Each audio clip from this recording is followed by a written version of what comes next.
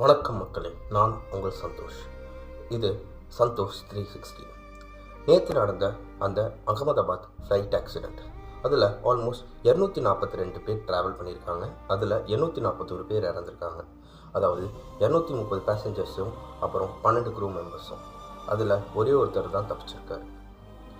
இந்த ஆக்சிடெண்ட் கரெக்டாக அகமதாபாத்லேருந்து லண்டன் போகிற ஃப்ளைட் டேக் ஆஃப் ஆகி கரெக்டாக 30 செகண்ட்ஸில் ஒரு மெடிக்கல் காலேஜ் மேலே போய் விழுந்ததில் அங்கே இருந்த சில ப்ரொஃபஸர்ஸ் மற்றும் ஸ்டூடெண்ட்ஸ் சில பேர் இறந்துருக்காங்க.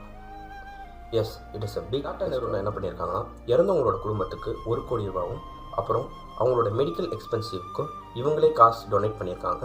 அது மட்டும் இல்லாமல் அந்த காலேஜ் இடிஞ்சு விழுந்ததுக்கு இவங்களே கன்ஸ்ட்ரக்ட் பண்ணி கொடுக்குறதா சொல்லி அதுக்கும் அவங்களோட ஸ்டெப்ஸ் எடுத்து வச்சுருக்காங்க. அண்டு கவர்மெண்ட் இதுக்கு ஆக்ஷன் எடுத்திருக்காங்க. பட் எந்த நியூஸும் இது வரைக்கும் பெருசாக வரல. பட் வந்துச்சுன்னா அடுத்த வீடியோவில் நான் அப்லோட் பண்ணுறேன். Thank you.